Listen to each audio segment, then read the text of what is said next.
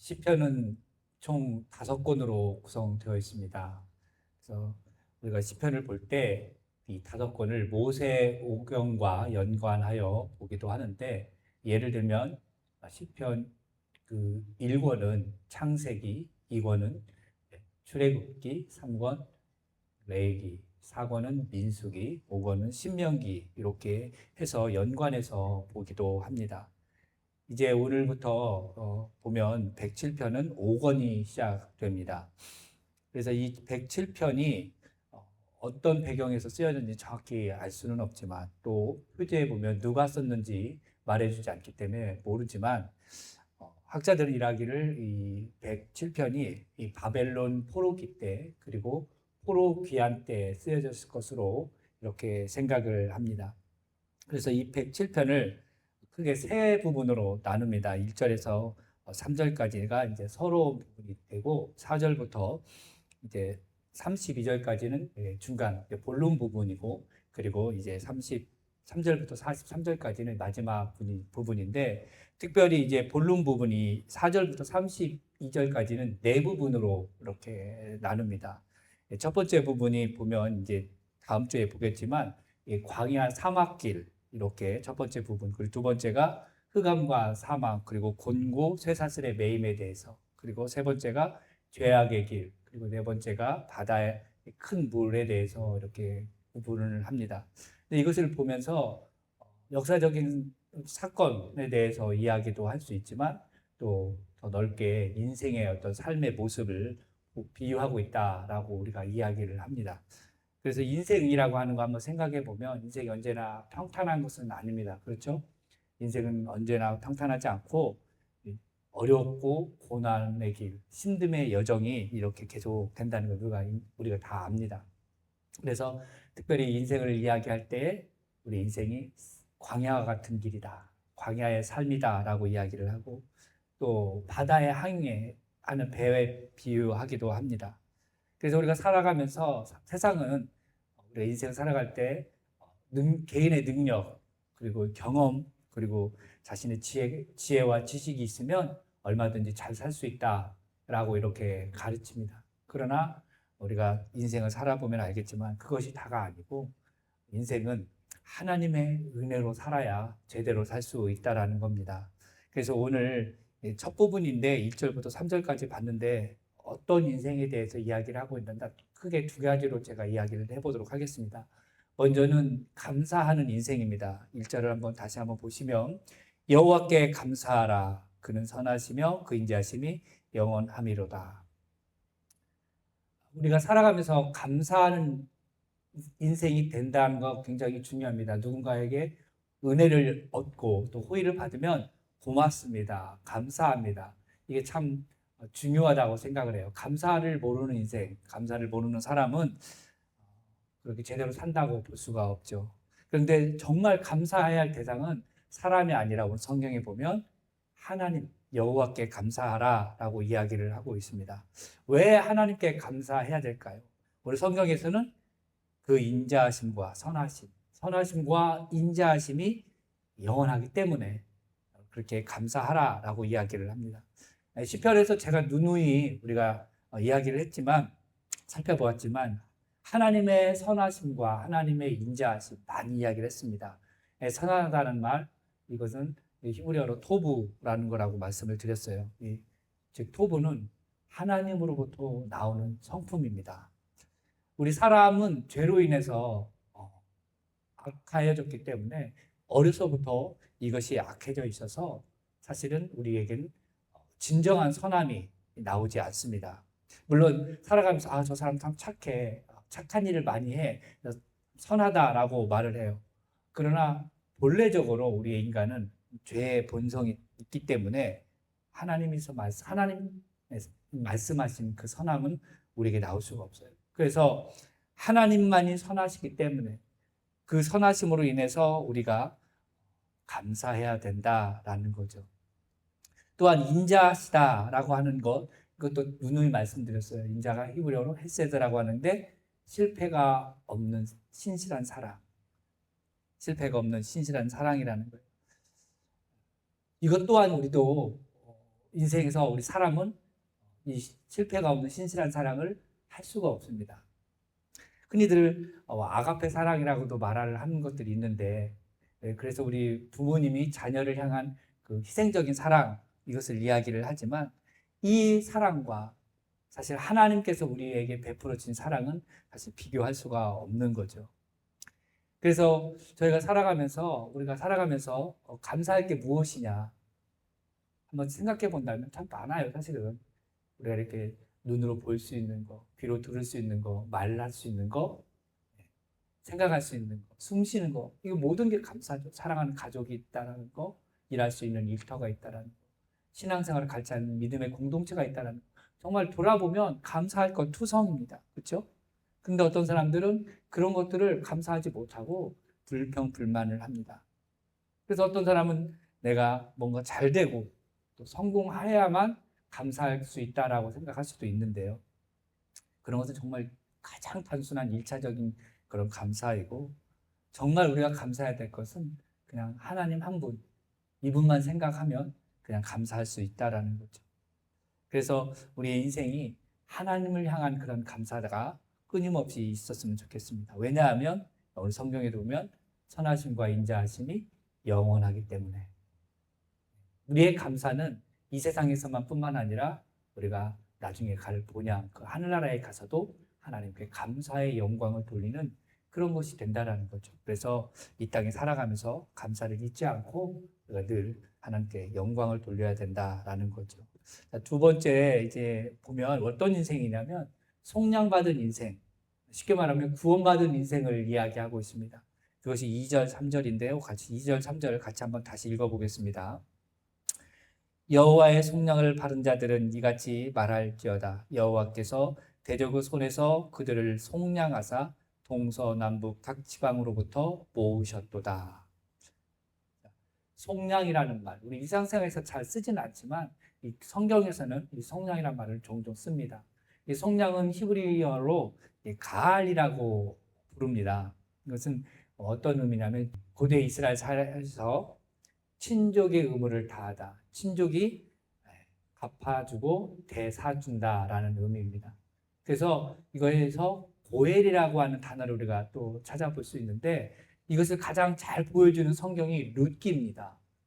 룻기를 읽어보시면 분은 알겠지만 나오미와 룻의 가정에 하나님의 은혜가 임해서 보아스가 그 가정을 회복시키는 고엘 제도를 실천하는 그런 이야기가 되겠습니다. 그래서 이 가알이라고 하는 이 히브리어, 속량이라는 히브리어, 이거는 영어로 보면 리딤 또는 리뎀션이라고 하는 단어를 쓰는 거예요. 그래서 우리말로 말하면 뭐 구원 또는 구속 이렇게 이해하면 되겠습니다. 그래서 구약 성경에서 이 하나님의 리딤, 이 리뎀션을 잘 보여주는 큰 사건이 있는데 그것이 두 가지가 있는데 그게 뭐냐면 이스라엘 백성들이 출애굽한 사건. 그러니까 애굽에서 400년 동안 노예 생활을 할 때 하나님께서 언약을 기억하셔서 이스라엘을 해방시켜 준 그 사건이고요. 또 하나는 뭐냐면 이스라엘이 바벨론으로 포로로 끌려가 가지고 바벨론의 시대를 거쳐서 페르시아에 거쳐서 하나님께서 이제 다시금 조국 그 이스라엘 땅으로 돌아오게 하는 70년간의 그 포로 생활을 마치고 돌아오게 하신 그 구속의 은혜, 이것이 하나님의 구약 성경에서 나오는 리딤 또는 리뎀션을 이야기해 주는 것입니다. 그래서 속량 우리가 받은 자들이라고 이야기를 하는데 1차적으로 이제 이스라엘 백성들을 말하겠죠. 그래서 이 속량을 누구로부터 속량 받았느냐? 성경에 보면 대적의 손에서라고 이야기를 했어요. 그러니까 어딘가에 구속되어 있고 자유가 잃어버린 그런 상태에서 하나님께서 속량시켜 주셨음을 오늘 말씀하고 있습니다. 그런데 이스라엘이 착해서 속량을 하신 것이 아니라, 청량받은 게 아니라 언약 때문에 그렇습니다. 이스라엘 우리가 성경 읽어보면 알겠지만 잘 섬길 때도 있었지만 여전히 그들은 하나님을 떠나고 우상을 섬기고 말씀에 불순종했어요. 그래서 하나님이 참다가 때로는 이방 민족들을 들어서 이스라엘을 징계하셨고 또 포로로 끌려가게 하셨습니다. 그러나 거기서 그냥 이스라엘이 끊어내고 단절시킨 것이 아니라 그럼에도 불구하고 하나님은 신실하시기 때문에 선하시기 때문에 하나님이 이스라엘 백성과 맺었던 그 언약을 기억하셔서 이스라엘을 이렇게 대적으로부터 속량시키셨다라고 하는 거예요. 그러면 이것을 보면 어디서냐라고 했을 때 또 대적이긴 하지만 3절에 보면 동서남북 각 지방에서 그 속량받은 사람들, 그 백성들을 모아주셨다라고 하는 거죠. 그러니까 동서남북 하면 우리가 어디를 말하냐? 모든 지역을 말하는데요. 사실은 이것을 지역적인 개념도 있지만 또 역사적인 개념으로 인해서 이제 앞으로 다음 주에 우리가 보겠지만 4절부터 그 본문에서 나오는 그런 네 가지 개념으로서 이해를 할 수도 있는 거예요. 왜냐하면 성경 여러분이 갖고 계신 성경에 보면 동서 남북에서 이 남에 숫자 3 이렇게 되어 있거든요. 제가 가진 성경은 그래요. 여러분도 아마 그럴 것 같은데 거기에 3에 보면 밑에 보면 나눠주에 보면 바다에서라고 이야기되어 있어요. 그러니까 동서 그리고 바다에서 북에서 이렇게 되어 있어요. 왜 남이라고 쓰지 않고 바다라고 했느냐? 이렇게 나눠주에 히브리어 원문에 보면 이게 남쪽을 바다로 표현을 했습니다. 그러니까 동서하고 바다 그리고 북 이것이 히브리어 원어로 되어 있어요. 그러니까 이것을 보면 꼭 지역적인 어떤 개념도 있지만 역사적인 의미의 사건의 개념도 우리가 이해할 수 있는 것이 이제 4절부터 나오기 때문에 그렇습니다. 그런 걸 떠나서 일단 하나님께서 이스라엘 백성을 속량하셨는데 그럼 이스라엘 백성만 속량하셨느냐? 크게 우리도 예수를 믿는 우리도 속량, 즉 구원받았다라는 거예요. 그래서 구원받은 우리가 전 세계에 있잖아요. 동서남북. 어디에든지 복음이 들어간 곳에서는 우리가 하나님께 구원받은 사람이다. 이게 참 은혜가 됩니다. 왜냐하면 하나님께서 이렇게 이스라엘 백성과 연관해서만 이스라엘과만 이런 지역적으로만 연관해서 동서남북으로 속량하셨고 그들을 부르셨다면 그 구원의 그 범위를 그 이스라엘과 관계에서 그 지역만 한계했다면 우리는 속량받을 수 없는 사람들이죠.